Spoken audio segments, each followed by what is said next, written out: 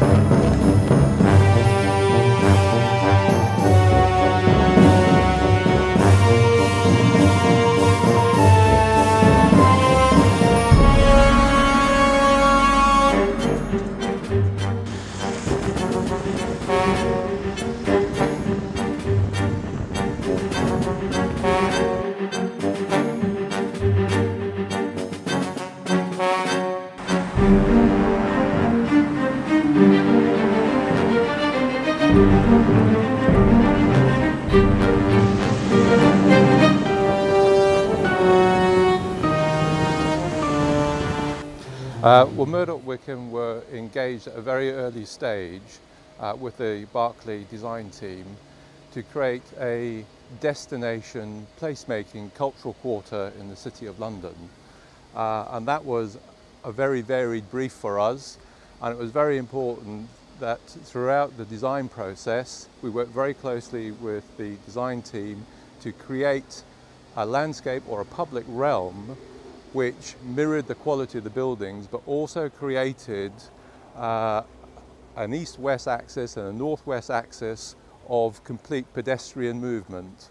So effectively we're creating an area approximately 2 acres of pedestrian movement circulation. At the intersection of these axes we create piazza spaces, and off that little corner areas we create beautiful courtyard gardens. So throughout the ground plane at Goodman's Fields, we've created a series of beautiful landscape spaces which, once entered into, you think that you are actually surrounded by nature.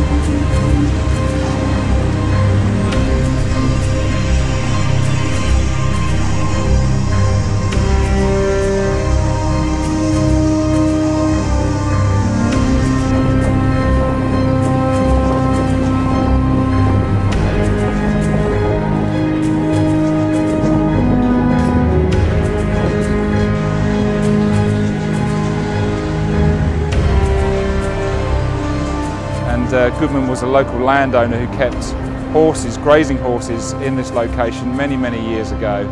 And really the inspiration came from there, really. I think one of the things that we tend to try and do is look back at the history of a site and draw some inspiration from the history of the site. And so the thought really came from Goodman and Goodman's Fields at that stage, and then was sort of worked up in detail with our whole team to try and make this place come to life. And when we were looking for somebody to sort of select to create these fantastic sculptures, we really wanted someone with a great eye for detail, that it wasn't just going to be another bronze horse for London. This was going to be something that looked alive, so you could look in its eye and think, actually, you can really see the detail in this beast that's standing behind me. So it's been a real focus. It's been a great journey over the last 2 years, and I think now we're seeing a culmination of a huge amount of hard work that has gone into it.